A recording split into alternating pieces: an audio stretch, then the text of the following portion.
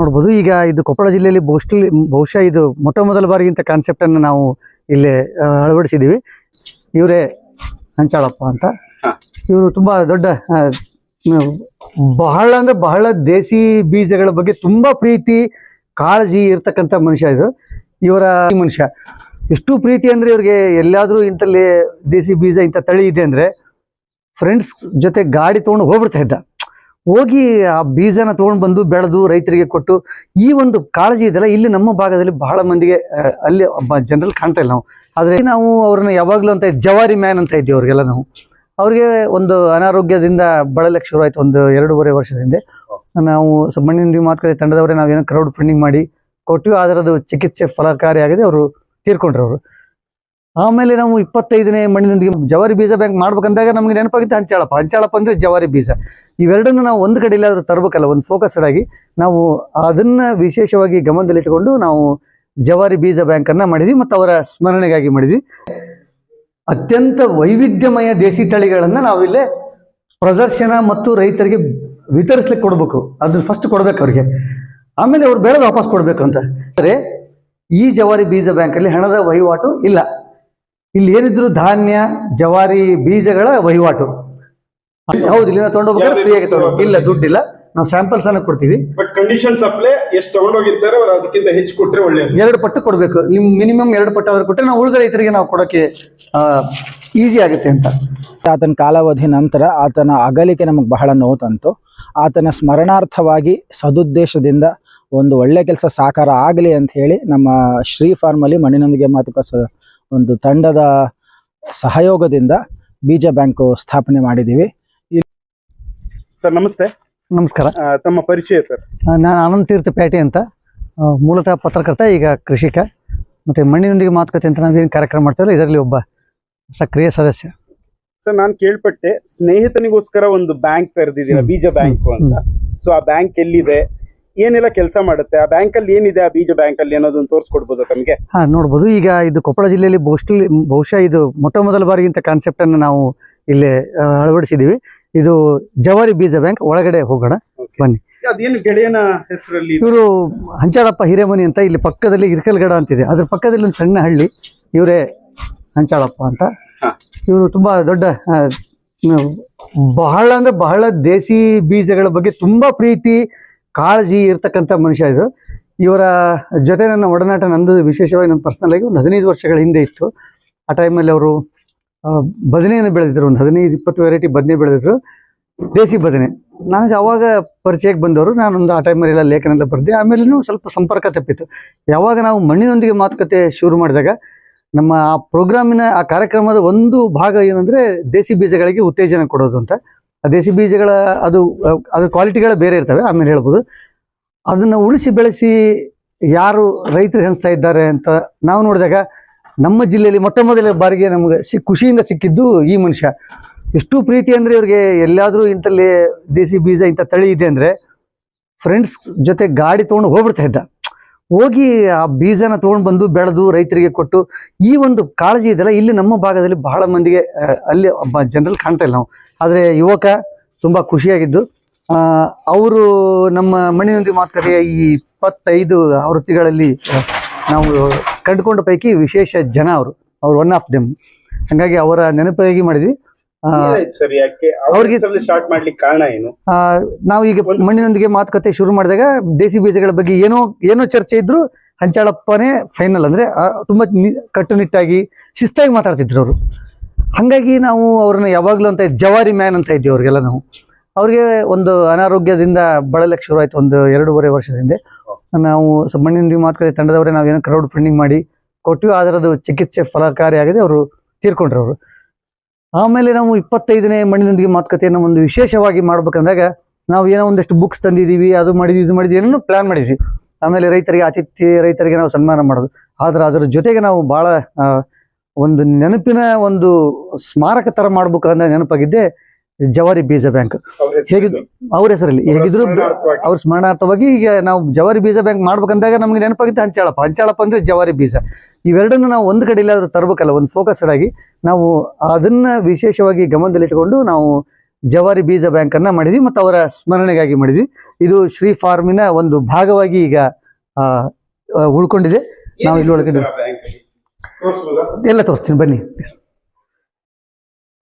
ಹಂಚಾಳಪ್ಪ ಅವರ ಕೆಲಸದ ಒಂದು ಪ್ರತಿಬಿಂಬ, ಅದರ ಒಂದು ಸಣ್ಣ ಒಂದು ಝಲಕ್ ಅಂತೀವಲ್ಲ ನಾವು, ಅದರ ಅಂಗವಾಗಿ ಈ ಜವಾರಿ ಬೀಜ ಬ್ಯಾಂಕನ್ನು ನಾವು ಇಲ್ಲಿ ಸ್ಥಾಪನೆ ಮಾಡಿದ್ದೀವಿ. ನೀವು ಗಮನಿಸ್ಬೋದು. ನಾವು ಇದನ್ನ ಈ ಥರ ನಾವು ಪ್ಲ್ಯಾನ್ ಮಾಡಿದಾಗ ನಮಗೆ ಐಡಿಯಾ ಇದ್ದದ್ದೇ ಅತ್ಯಂತ ವೈವಿಧ್ಯಮಯ ದೇಸಿ ತಳಿಗಳನ್ನು ನಾವಿಲ್ಲೇ ಪ್ರದರ್ಶನ ಮತ್ತು ರೈತರಿಗೆ ವಿತರಿಸ್ಲಿಕ್ಕೆ ಕೊಡಬೇಕು. ಅದನ್ನ ಫಸ್ಟ್ ಕೊಡ್ಬೇಕು ಅವ್ರಿಗೆ, ಆಮೇಲೆ ಅವ್ರು ಬೆಳೆದು ವಾಪಸ್ ಕೊಡಬೇಕು ಅಂತ. ಇದು ತುಂಬ ಈಗ ಆಲ್ರೆಡಿ 20 ವರ್ಷಗಳ ಹಿಂದೆ ಅನೇಕ ಕಡೆ ಇರ್ತಕ್ಕಂಥ ಕಾನ್ಸೆಪ್ಟ್ ಇದು ಜವಾರಿ ಬೀಜ ಬ್ಯಾಂಕು. ಬ್ಯಾಂಕ್ ಅಂದರೆ ನಾವು ದುಡ್ಡು, ಹಣಕಾಸು, ವಹಿವಾಟು ಅಂತ ನಾವೆಲ್ಲ ಸಹಜವಾಗಿ ಯೋಚನೆ ಬರುತ್ತೆ. ಆದರೆ ಈ ಜವಾರಿ ಬೀಜ ಬ್ಯಾಂಕಲ್ಲಿ ಹಣದ ವಹಿವಾಟು ಇಲ್ಲ. ಇಲ್ಲಿ ಏನಿದ್ರು ಧಾನ್ಯ, ಜವಾರಿ ಬೀಜಗಳ ವಹಿವಾಟು. ಆಸಕ್ತ ರೈತರು ಇಲ್ಲಿ ಬರ್ತಾರೆ, ಬಂದು ತಮಗೆ ಯಾವ ಬೇಕೋ ಆ ಬೀಜಗಳನ್ನು ಒಂದಷ್ಟು ತೊಗೊಂಡೋಗ್ತಾರೆ ಸ್ಯಾಂಪಲ್ ಥರ ಅಥವಾ ಬಿತ್ತನೆಗೆ. ಮತ್ತು ಬಿತ್ತಿದ ಮೇಲೆ ಅತ್ಯುತ್ತಮ ಗುಣಮಟ್ಟದ ಬೀಜಗಳನ್ನು 2 ಪಟ್ಟು ಬೀಜಗಳನ್ನು ವಾಪಸ್ ಇಲ್ಲಿ ತಂದು ಕೊಡ್ಬೇಕು ನಮಗೆ ಅವರು. ಉಚಿತವಾಗಿ ತೊಗೊಂಡು ಹೋಗ್ಬೋದು.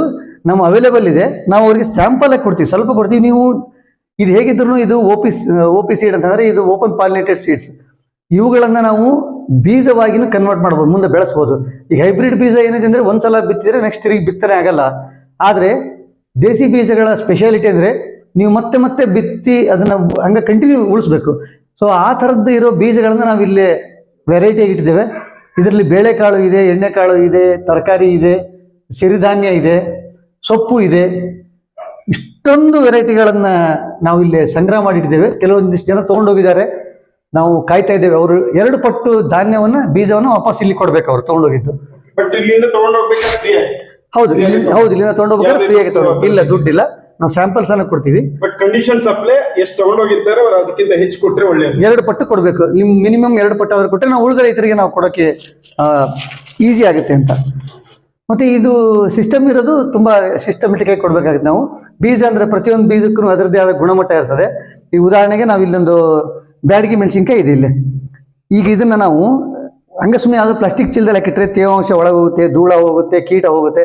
ಹಾಗೆ ಆಗ್ಲಾರ್ದಂಗೆ ಒಳ್ಳೆಯ ಗುಣಮಟ್ಟದ ಬಾಟಲಿಯನ್ನು ನಾವು ತಂದಿದ್ದೀವಿ. ಇವುಗಳನ್ನು ನಮಗೆ ಕೊಡುಗೆಯಾಗಿ ಕೊಟ್ಟಿದ್ದು ಸಹಜ ಸಮೃದ್ಧ ಸಾವಯವ ಕೃಷಿಕರ ಬಳಗ, ಬೆಂಗಳೂರಿನ ಒಂದು ನಮ್ಮ ಸಂಸ್ಥೆ. ಅದು ಮೂಲತಃ ದೇಸಿ ಬೀಜಗಳಿಗಾಗಿ ತುಂಬ ಶ್ರಮ ಮಾಡಿದೆ 25 ವರ್ಷಗಳಿಂದ. ಅವ್ರಿಗೆ ನಾವು ಕಾನ್ಸೆಪ್ಟ್ ಹೇಳಿದ್ವಿ, ಹೇಳಿದ ಕೂಡಲೇ ಅವರು ತುಂಬ ಖುಷಿಯಿಂದ ಈ ಎಲ್ಲ ಬಾಟ್ಲಿಗಳನ್ನು ಉಚಿತವಾಗಿ ಅವರು ಕೊಟ್ಟಿದ್ದಾರೆ. ಇದರಿಂದ ಒಂದಷ್ಟು ತಳಿ ಬೀಜಗಳನ್ನು, ದೇಸಿ ಬೀಜಗಳನ್ನು ಅವ್ರ ಕಡೆಯಿಂದ ತರಿಸಿದ್ವಿ. ಬಿಳಿಜೋಳ ಆಗ್ಬೋದು, ಸಾಮೆ ಆಗ್ಬೋದು, ಬಹುಶಃ ಇಲ್ಲಿರ್ತಕ್ಕಂಥ ಮಿಲೆಟ್ ಅಲ್ಲಿ ಎಲ್ಲ ಅವ್ರ ಕಡೆಯಿಂದನೇ ಬಂದಿರೋದು. ಇಲ್ಲಿರೋ ಎಲ್ಲವೂ ದೇಸಿ ತಳಿನೇ. 100% 100% ದೇಸಿ ತಳಿಗಳೇ ಇಲ್ಲಿ ಇವೆಲ್ಲ. ನೀವು ನೋಡ್ಬೋದು. ಇಲ್ಲಿ ತಗೊಂಡು ಹೋದೆ ಅದು ಎಷ್ಟು ಪ್ರದೇಶಕ್ಕೆ ಹಾಕ್ಬೋದು? ಇಲ್ಲ, ಇದು ನಾವು ಕೊಡ್ತಾ ಇರೋದು ತುಂಬಾ ಸ್ಯಾಂಪಲ್ ತರ. ನೀವು ಸ್ವಲ್ಪ ತಗೊಳ್ಳಿ, ಈ ಹಂಗಾಮಿನಲ್ಲಿ ಜಾಸ್ತಿ ಬೆಳೀರಿ, ಮತ್ತೆ ನಿಮಗೆ ಬೀಜಕ್ಕೆ ಇಟ್ಕೊಂಡು ನಮಗೆ 2 ಪಟ್ಟು ಕೊಡಿ, ಮತ್ತೆ ನೀವು ಅದನ್ನ 4 ಪಟ್ಟು ಬೆಳೀರಿ. ಇದು ಎಕರೆಗಟ್ಟಲೆ ಕೊಡೋದಲ್ಲ ಇದೆಲ್ಲ. ಇದು ನಾವು ಸ್ಯಾಂಪಲ್ಗೆ ಬೀಜೋತ್ಪಾದನೆಗೆ, ಇದು ತಳಿ ಸಂರಕ್ಷಣೆ. ಫಸ್ಟ್ ತಳಿ ಸಂರಕ್ಷಣೆ ಮಾಡೋಣ, ಆಮೇಲೆ ಬೀಜೋತ್ಪಾದನೆ ಮಾಡೋಣ. ಫಸ್ಟ್ ಮಾಡ್ಕೊಂಡು ಆಮೇಲೆ ಅದನ್ನ ಬೀಜೋತ್ಪಾದನೆ ಮಾಡ್ಬೇಕು. ಸೀಡ್ ಪ್ರೊಡಕ್ಷನ್ ಆಗುತ್ತೆ ಮೊದಲೇ. First conservation first. ಈಗ ಎಷ್ಟೋ ಜನಕ್ಕೆ ಗೊತ್ತಿದೆ, ಇಲ್ಲಿ ಬೀಜಗಳನ್ನ ನೋಡಿರೋದಿಲ್ಲ ಎಲ್ಲರೂ. ಇಲ್ಲಿ ನೋಡಿ ಮಿಲೆಟ್ಗಳಿವೆ, ಮತ್ತೆ ಭತ್ತಗಳು ನೋಡಿ, ನಿಮ್ಗೆ ಬಿಳಿಚಿಗೆ ಭತ್ತ ಅಂತಿದೆ. ಇದು ನಮ್ಮ ಏರಿಯಾದ, ನಮ್ಮ ಕಾಮನೂರು ಮತ್ತೆ ಈ ಮ್ಯಾಗ್ನರಿ ಕ್ರಾಸ್ ಅಲ್ಲಿ ಇರ್ತಕ್ಕಂಥ ಬಿಳಿಚಿಗೆ ಭತ್ತ. ಇದು ರೆಡ್ ರೈಸು.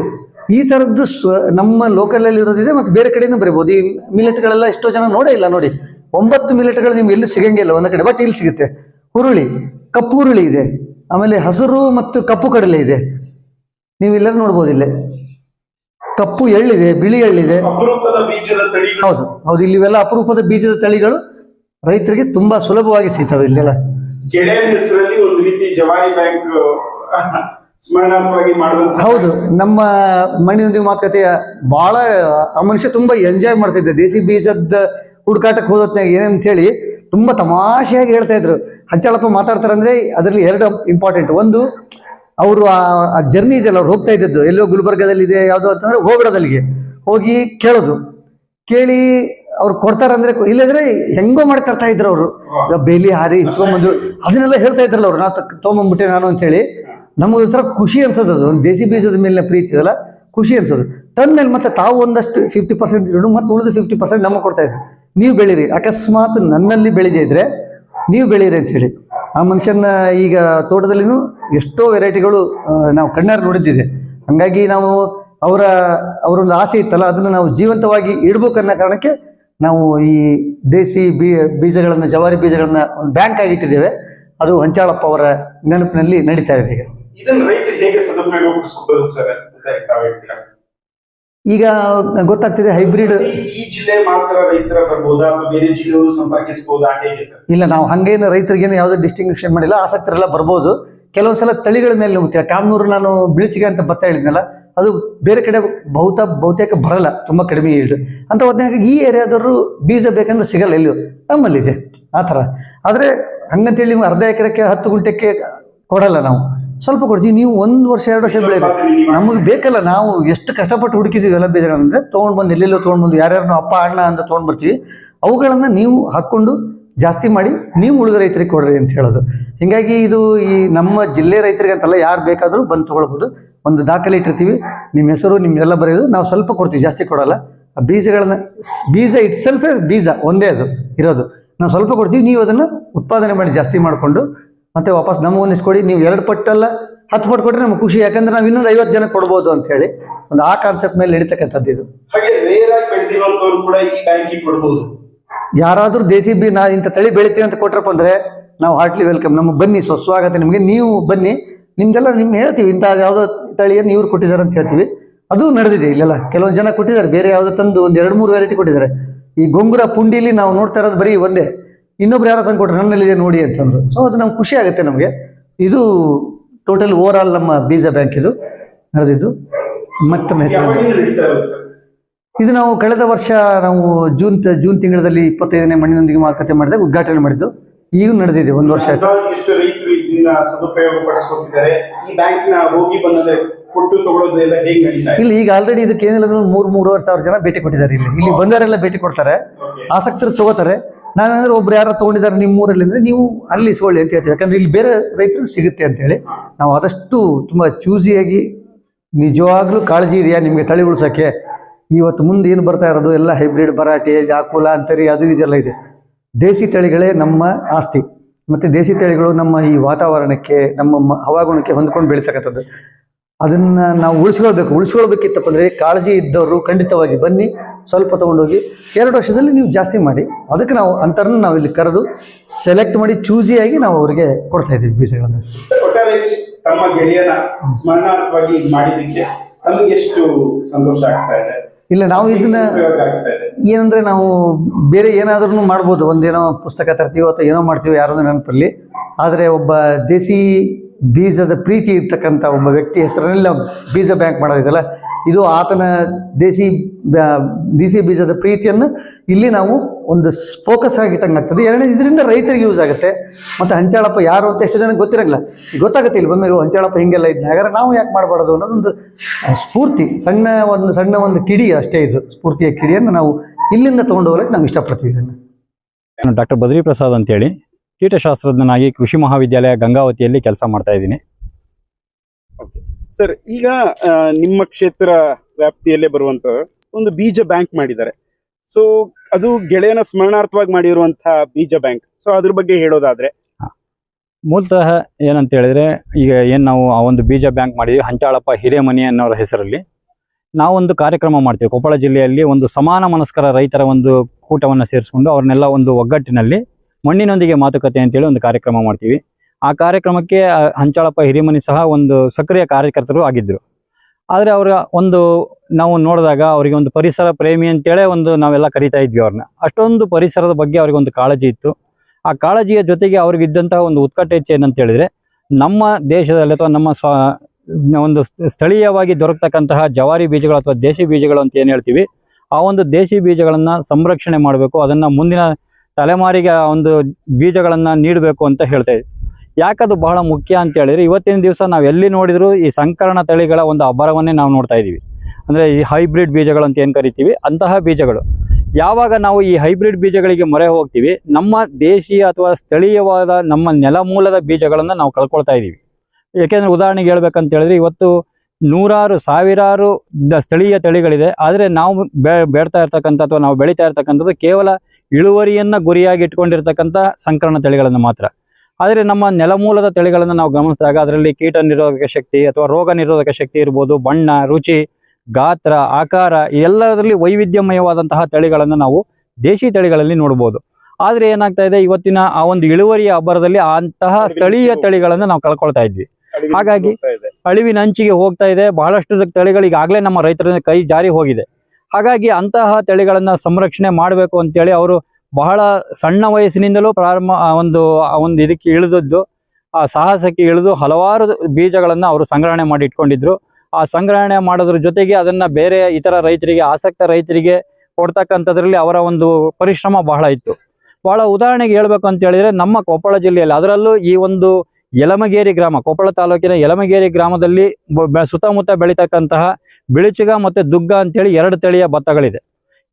ಇದರ ತಳಿಯ ವಿಶೇಷ ಏನಂತ ಹೇಳಿದ್ರೆ, ಕೇವಲ ಬಸಿ ನೀರಿನಲ್ಲಿ ಬೆಳೀತಕ್ಕಂಥದ್ದು ಬಿಳಿಚಿಗ ಒಂದು ಭತ್ತ, ನೀರೇ ಇಲ್ಲದೆ ಹೋದ್ರೂ ಬೆಳೀತಕ್ಕಂಥದ್ದು ದುಗ್ಗ ಭತ್ತ. ಸೊ ಇಂತಹ ತಳಿಗಳು ಇನ್ನೆಲ್ಲೂ, ಈ ಅಪರೂಪದ ತಳಿಗಳನ್ನು ನಾವು ಕೊಪ್ಪಳ ಜಿಲ್ಲೆಯ ಈ ಒಂದು ಗ್ರಾಮದಲ್ಲಿ ಬಿಟ್ಟರೆ ಬೇರೆ ಎಲ್ಲೂ ನೋಡಲಿಕ್ಕೆ ಸಾಧ್ಯ ಇಲ್ಲ. ಅಂತಹ ತಳಿಯ ಆ ಬಿಳಿಚಿಗ ಭತ್ತವನ್ನು ಅವರು ಸಂರಕ್ಷಣೆ ಮಾಡಿ ಅವರ ಸಹ ಇರ್ತಕ್ಕಂತಹ ಜೊತೆಗಾರರ ರೈತರ ಜೊತೆಗೆ ಸೇರಿ ಅದರ ಒಂದು ಜವಾರಿ ಬೀಜ ಅಂತೇಳಿ ಒಂದು ಬ್ರ್ಯಾಂಡನ್ನೇ ಮಾಡಿಕೊಂಡು ಆ ಒಂದು ಅಕ್ಕಿಯನ್ನು ಬೇರೆಯವರಿಗೆ ತಿನ್ನಿಸ್ತಕ್ಕಂತಹ, ಅದರ ರುಚಿಯನ್ನು ತೋರಿಸ್ತಕ್ಕಂಥ ಕಾರ್ಯವನ್ನು ಸಹ ಮಾಡ್ತಾ ಇದ್ರು. ಅದೇ ಥರ ಸುಮಾರು 52 ತಳಿಯ ಬದನೆಕಾಯಿ ಬೀಜಗಳನ್ನು, ಹಲವಾರು ಕುಂಬಳ ಜಾತಿಯ, ಹೀರೆ ಜಾತಿಯ ತಳಿಗಳನ್ನು ಅವರೇ ಸಂರಕ್ಷಣೆ ಮಾಡಿ ಅದನ್ನು ತಮ್ಮ ಇದ್ದಂತಹ, ಅದರಲ್ಲಿ ಮುಖ್ಯವಾಗಿ ಹೇಳ್ಬೇಕಂತ ಹೇಳಿದ್ರೆ ದೊಡ್ಡ ರೈತರು ಅಂತಹ ಸಾಹಸಗಳನ್ನು ಮಾಡೋದು ದೊಡ್ಡ ವಿಷಯ ಅಲ್ಲ.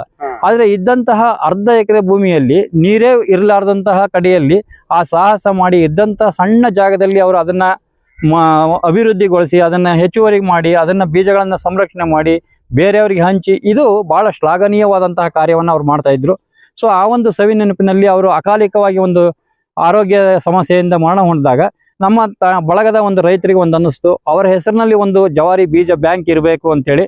ಹಾಗಾದಾಗ ನಮ್ಮ ಈ ಆಚಾರ್ ತಿಮ್ಮಾಪುರದ ನಮ್ಮ ಶ್ರೀಪಾದರಾಜ ಮುರಡಿ ಅವರು ಮುಂದೆ ಬಂದರು. ಇಲ್ಲ, ನನ್ನ ತೋಟದಲ್ಲಿ ಎಲ್ಲ ರೈತರು ಬರ್ತಾ ಇರಲಿ, ಅವರಿಗೋಸ್ಕರ ಈ ಒಂದು ಬ್ಯಾಂಕನ್ನು ನಾವು ತೆರೆಯೋಣ, ಯಾರಿಗೆ ಆಸಕ್ತಿ ಇದೆ ಆ ಬೀಜವನ್ನು ಅವರಿಗೆ ವಿತರಣೆ ಮಾಡೋಣ, ಅದನ್ನು ಹೆಚ್ಚುವರಿಯಾಗಿ ಅವ್ರು ಬೆಳೆದಿದ್ರಲ್ಲಿ ಸ್ವಲ್ಪ ಮತ್ತೆ ಪಡ್ಕೊಂಡು ಬೇರೆಯವರಿಗೆ ರೈತರಿಗೆ ಕೊಡೋಣ. ಈ ಒಂದು ಕಾನ್ಸೆಪ್ಟನ್ನು ಮನಸ್ಸಲ್ಲಿಟ್ಕೊಂಡು ಇವತ್ತು ಆ ಒಂದು ಜವಾರಿ ಬೀಜ ಬ್ಯಾಂಕನ್ನು ಮಾಡಿದ್ದೀವಿ. ಹಲವಾರು ಸ್ಥಳೀಯ ರೈತರು, ಅದರಲ್ಲೂ ವಿಶೇಷವಾಗಿ ಸಾವಯವ ಮತ್ತು ನೈಸರ್ಗಿಕ ಕೃಷಿಯನ್ನು ಮಾಡ್ತಾ ಇರ್ತಕ್ಕಂಥ ರೈತರು ಭಾಳ ಆಸಕ್ತಿಯಿಂದ ಬೀಜಗಳನ್ನು ಪಡ್ಕೊಂಡು ಹೋಗ್ತಾ ಇದ್ದಾರೆ. ಅವರ ಸಂಗ್ರಹದಲ್ಲಿರ್ತಕ್ಕಂಥ ಹೆಚ್ಚುವರಿ ಬೀಜಗಳನ್ನು ನಮ್ಗೆ ಕೊಡ್ತಾ ಇದ್ದಾರೆ. ಹೀಗಾಗಿ ಈ ಒಂದು ಜವಾರಿ ಬೀಜವನ್ನು, ದೇಸಿ ಬೀಜವನ್ನು ಉಳಿಸ್ದಂಗೂ ಆಗ್ತಾ ಇದೆ. ಹಲವಾರು ರೈತರಿಗೆ ಆ ಒಂದು ನೆಲಮೂಲದ ಬೀಜದ ಒಂದು ರುಚಿಯನ್ನು ನಾವು ತೋರಿಸ್ದಂಗೂ ಆಗ್ತಾ ಇದೆ. ಇದನ್ನ ರೈತರು ಹೇಗೆ ಸದುಪಯೋಗ ಪಡಿಸ್ಕೋಬೇಕು ಅಂತ ಹೇಳ್ತೀರಾ? ಇದನ್ನ ರೈತರು ಹೇಗೆ ಅಂತ ಹೇಳಿದ್ರೆ, ಇದಕ್ಕೆ ಯಾವುದೇ ಖರ್ಚು ಅಥವಾ ವೆಚ್ಚ ಇಲ್ಲ, ಅಥವಾ ಯಾವುದೇ ದುಡ್ಡು ಕೊಟ್ಟು ತಗೊಂಡು ಹೋಗೋಂಥ ಅಗತ್ಯ ಇಲ್ಲ.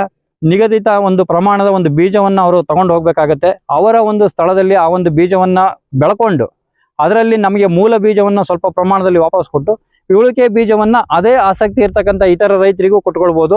ಮತ್ತು ಇವತ್ತಿನ ದಿವಸ ನಾವು ಭಾಳ ನೋಡ್ತಾ ಇದ್ದೀವಿ, ಈ ಸಾವಯವದಲ್ಲಿ ಬೆಳೆದಿದ್ದು ಮತ್ತು ಇಂತಹ ದೇಶಿ ಬೀಜಗಳ ಒಂದು ರುಚಿಗೆ ಮನಸೋತಂಥದ್ದು ಹೆಚ್ಚಿಗೆ ಒಂದು ಬೆಲೆನೂ ಸಹ ಸಿಗ್ತಾ ಇದೆ. ಸೊ ಅಂತಹ ಗ್ರಾಹಕರಿಗೆ ಅವರು ಮಾರ್ಕೊಂಡಾಗ ಅವರಿಗೆ ಒಂದು ಆರ್ಥಿಕವಾಗಿ ಸಹ ಪ್ರಯೋಜನ ಆಗುತ್ತೆ. ಮತ್ತು ಈ ಬೀಜ ಬ್ಯಾಂಕನ್ನು ನಾವು ಬೆಳೆಸ್ಕೊಳ್ಳಿಕ್ಕೂ ಅವೇ ಒಂದು ಸಹಕಾರವಾಗುತ್ತೆ. ಆದಷ್ಟು ಈ ಥರದನ್ನೇ ಉಪಯೋಗಿಸ್ಕೊಳ್ಳಿ ಅಂತ ತಾವು.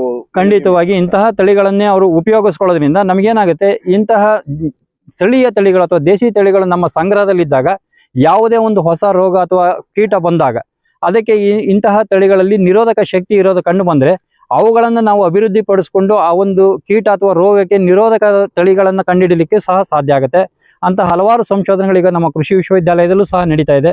ಆಗ ಆ ಸಂಶೋಧನೆಗೂ ಸಹ ಈ ಒಂದು ಸಹಕಾರಿಯಾಗುತ್ತೆ. ಇಂತಹ ಬೀಜ ಬ್ಯಾಂಕ್ಗಳ ರೈತರ ಹತ್ತಿರದಲ್ಲಿರ್ತಕ್ಕಂಥದ್ದು ವಿಶ್ವವಿದ್ಯಾಲಯಗಳಿಗೂ ಸಹಕಾರಿಯಾಗುತ್ತೆ. G ಮುರಡಿ, Koppal, Shri form. ಈಗಾಗಲೇ ಶ್ರೀ ಫಾರ್ಮ್ ಬಗ್ಗೆ ನಾವೆಲ್ಲ ಕೇಳಿದ್ವಿ, ಕವರ್ ಕೂಡ ಮಾಡಿದೀವಿ, ಹಿಂದೆ ಎಲ್ಲ ಇದು ಮಾಡಿದೀವಿ. ಈಗ ನಿಮ್ಮ ಗೆಳೆಯನಿಗೋಸ್ಕರ ನಿಮ್ಮ ಫಾರ್ಮ್ ಅಲ್ಲಿ ಬೀಜ ಬ್ಯಾಂಕ್ ತೆರೆದಿರೋದ್ರ ಬಗ್ಗೆ ಮಾತಾಡೋದಾದ್ರೆ, ಹಂಚಾಳಪ್ಪ ಹಿರೇಮನಿ ನಮ್ಮ ಆತ್ಮೀಯ ರೈತ ಮಿತ್ರ. ಯಾವಾಗಲೂ ಜವಾರಿ ಬೀಜದ ಬಗ್ಗೆ ಆತನ ಒಲವು ಹೆಚ್ಚಿರ್ತಾ ಇತ್ತು. ತನ್ನ ಮಟ್ಟದಲ್ಲಿ ಪುಟ್ಟದಾದ ಒಂದು ಜವಾರಿ ಬೀಜ ಬ್ಯಾಂಕು ಆಗಲೇ ಆತನ ಯೌವನಾವಸ್ಥೆಯಲ್ಲೇ ಮಾಡಿಟ್ಟಿದ್ದ ಮತ್ತು ಕಂಟಿನ್ಯೂ ಮಾಡ್ತಾ ಇದ್ದ ಸಣ್ಣ ಮಟ್ಟದಲ್ಲಿ. ಮತ್ತು ಆತನ ಕಾಲಾವಧಿ ನಂತರ ಆತನ ಅಗಲಿಕೆ ನಮಗೆ ಬಹಳ ನೋವು ತಂತು. ಆತನ ಸ್ಮರಣಾರ್ಥವಾಗಿ ಸದುದ್ದೇಶದಿಂದ ಒಂದು ಒಳ್ಳೆ ಕೆಲಸ ಸಾಕಾರ ಆಗಲಿ ಅಂತ ಹೇಳಿ ನಮ್ಮ ಶ್ರೀ ಫಾರ್ಮಲ್ಲಿ ಮಣ್ಣಿನೊಂದಿಗೆ ಮಾತುಕತೆ ಒಂದು ತಂಡದ ಸಹಯೋಗದಿಂದ ಬೀಜ ಬ್ಯಾಂಕು ಸ್ಥಾಪನೆ ಮಾಡಿದ್ದೀವಿ. ಇಲ್ಲಿ ಕೆಲವೊಂದು ರೇರ್ ವೆರೈಟೀಸು ಇವೆ.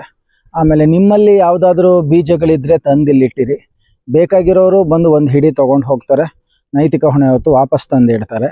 ಆ ಥರ ಅಲ್ಲಿ ಹಂಚಾಳಪ್ಪ ನಮ್ಮ ಸ್ನೇಹಿತರು ಅವರು ಎಲ್ಲೆಲ್ಲಿ ಹೋಗ್ತಾರೆ ಅಲ್ಲಲ್ಲಿ ಬೀಜ ಹುಡುಕ್ತಾ ಇದ್ರು. ನಾವು ತೋಟಗಳ ವೀಕ್ಷಣೆಗೆ ಹೋದಾಗ ಅವರು ಬೇಲಿ ವೀಕ್ಷಣೆ, ಒಡ್ಡಿನ ವೀಕ್ಷಣೆ, ತಿಪ್ಪೆ ವೀಕ್ಷಣೆ ಬರೀ ಇಂಥದ್ದೇ ಮಾಡ್ತಾಯಿದ್ರು. ಅಂದರೆ ಅಲ್ಲಿ ಯಾವುದೋ ಒಂದು ನೇಟಿವ್ ವೆರೈಟಿ ಸಿಗ್ಬೋದು, ಹೇರ್ಲೂಮ್ ಸೀಡ್ ಸಿಗ್ಬೋದು, ದೇಸಿ ವೆರೈಟಿ ಸಿಗ್ಬೋದು, ಡ್ರಾಟ್ ರೆಸಿಸ್ಟೆಂಟ್ ಬೀಜಗಳನ್ನು ಕಲೆಕ್ಟ್ ಮಾಡ್ಬೋದು ಅಂತಕ್ಕಂಥದ್ದು ಆತಂದು ಅಭಿರುಚಿ ಆ ಕಡೆ ಭಾಳ ಉತ್ಕಟವಾಗಿತ್ತು. ಸೊ ಹಾಗಾಗಿ ಅದೇ ವಿಚಾರನ ನಾವಿಲ್ಲಿ ಒಂದು ಸ್ವಲ್ಪ ಸಾಂಸ್ಥಿಕ ರೂಪದಲ್ಲಿ ಮಾಡ್ಕೊಂಡಿದ್ದೀವಿ. ಹಾಗಾಗಿ ಈ ಒಂದು ಬೀಜ ಬ್ಯಾಂಕ್ ಇಲ್ಲಿ ಸ್ಥಾಪಿತವಾಗಿದೆ. ಇದ್ರದ್ದು ಉದ್ದೇಶ ಈಡೇರಲಿ, ನಮ್ಮ ಗೆಳೆಯನ ನೆನಪಿಗಾಗಿ ಬೀಜ ಬ್ಯಾಂಕ್ ಸ್ಥಾಪನೆ ಆಗಿದೆ, ಒಂದು ಒಳ್ಳೆಯ ಉದ್ದೇಶ. ಹಾಗಾಗಿ ಇದು ಬೀಜ ಬ್ಯಾಂಕ್ ಸದುಪಯೋಗ ಆಗಲಿ. ನಾವು ಎಲ್ಲೇ ಯಾವುದೇ ಅಂಗಡಿಗೆ ಹೋದ್ರೂ ನಮಗೆ ಬೀಜ ಬೇಕು ಅಂದರೆ ಹೈಬ್ರಿಡ್ ಬೀಜ ಸಿಗುತ್ತೆ, ದೇಸಿ ವೆರೈಟಿ ಬಹಳ ಕಷ್ಟ. ಇಲ್ಲಿ ಕೆಲವೊಂದು ರೇರೆಸ್ಟ್ ಆಫ್ ದಿ ರೇರ್ ಬೀಜ ಇದೆ, ಮತ್ತು ಈ ಸುತ್ತಮುತ್ತಲಿನ ಪ್ರದೇಶಕ್ಕೆ ಅನುಕೂಲ ಇರತಕ್ಕಂಥ ಡ್ರಾಟ್ ರೆಸಿಸ್ಟೆಂಟ್ ವೆರೈಟಿಗಳಿವೆ. ಹಾಗಾಗಿ ಮತ್ತು ಉಚಿತ ಕೂಡ, ಹಾಗಾಗಿ ಉಪಯೋಗಿಸ್ಕೋಬೋದು ನಮ್ಮ ರೈತ ಮಿತ್ರರು. ಇಲ್ಲಿ ಹೇಗೆ ಸಂಪರ್ಕಿಸಬೇಕು? ಒಂದ್ ವೇಳೆ ಬರೋದಾದ್ರೆ ನಮ್ಮ ರೈತರು ಯಾರನ್ನ ಸಂಪರ್ಕಿಸಬೇಕು? ಕೊಪ್ಪಳದಲ್ಲಿ ಆಚಾರ ತಿಮ್ಮಾಪುರ ಅನ್ನೋ ಗ್ರಾಮ, ಹೊಸಪೇಟೆ ಮತ್ತು ಬಿಜಾಪುರ NH ಹೋಗುತ್ತೆ. ಮ್ಯಾದನೇರಿ ಅಂತ ಒಂದು ಹಳ್ಳಿಯಿಂದ 2 ಕಿಲೋಮೀಟ್ರ್ ಹತ್ತಿರದಲ್ಲಿ ಶ್ರೀ ಫಾರ್ಮ್ ಇದೆ. ಬೇವೂರು ಮತ್ತು ಕನಕಗಿರಿ ರೋಡ್ ಇಂಟರ್ಸೆಕ್ಟ್ ಆಗುತ್ತೆ. ನೀವು ಗೂಗಲಲ್ಲಿ Sri farm SRI space FARMS Sri farm ಅಂತ ಹೊಡೆದ್ರೆ ಲೊಕೇಶನ್ ತೋರಿಸುತ್ತೆ. ಸೀದಾ ಬಂದು ಇಲ್ಲಿ ನಮ್ಮನ್ನೇ ಸಂಪರ್ಕಿಸ್ಬೋದು. ನಾವು ಇರದೇ ಇರಲಿ ಬೀಜ ಬ್ಯಾಂಕ್ ಯಾವತ್ತು open, you are under CCTV ಅಂತ ಹಾಕಿರ್ತೀವಿ. ಬಂದಿರೋರು ಬೀಜ ನೋಡಿಕೊಂಡು ಒಂದು ಹಿಡಿ ತೊಗೊಂಡು ಒಂದು ವಾಟ್ಸಪ್ಪಲ್ಲಿ ಇಂಥದ್ದು ನಾವು ತೊಗೊಂಡಿದ್ದೀವಿ, ಇಂಥ ದಿನ ಹಾಕ್ತೀವಿ ಅಂತ ಹಾಕ್ಬಿಟ್ರೆ ಆಯಿತು. ಯಾವುದೇ ಪರ್ಮಿಷನ್ ಬೇಕಿಲ್ಲ, ಯಾರನ್ನೂ ಕೇಳೋದು ಬೇಕಾಗಿಲ್ಲ. ಈ ಕಡೆ ಬಂದಾಗ ಇಲ್ಲಿ ಬಂದು ಭೇಟಿ ಕೊಟ್ಟು ಇರುವ ಬೀಜವನ್ನು ತೆಗೆದುಕೊಂಡು ಹೋಗಬಹುದು. ನಿಮ್ಮ ಹತ್ತಿರ ಯಾವುದಾದ್ರೂ ಬೀಜಗಳಿದ್ದರೆ ತಂದು ಹಾಕ್ಬೋದು. ಅಲ್ಪ ಮಟ್ಟಿಗೆ ಸಾಕು, ಅರ್ಧ kg 20 kg ಏನಿಲ್ಲ, ಒಂದು ಸಣ್ಣ ಬಾಟ್ಲ್ಗಳಿದೆ ಅಷ್ಟು ತುಂಬಿಟ್ರಾಯ್ತು. ಒಂದು 4 ಬೀಜ ತೊಗೊಂಡು ಹೋದರೆ ಇದು ಓಪನ್ ಪಾಲಿನೇಷನ್ ಅಲ್ವಾ, ಮತ್ತು ಇದನ್ನು ಮಲ್ಟಿಪ್ಲೈ ಮಾಡ್ಕೋಬೋದು ಸಾಕಷ್ಟು. ಹಾಗಾಗಿ ದೇಸಿ ವೆರೈಟೀಸ್ ತಗೊಂಬನ್ನಿ. ಧನ್ಯವಾದಗಳು ಸರ್. Thank you. ಗೆಳೆಯನಿಗೋಸ್ಕರ ಒಂದು ಬೀಜ ಬ್ಯಾಂಕ್ ತೆರೆದಿರೋದಕ್ಕೆ ತಮಗೂ ತಮ್ಮ ತಂಡದವರಿಗೂ ಧನ್ಯವಾದಗಳು ಸರ್. ಧನ್ಯವಾದ.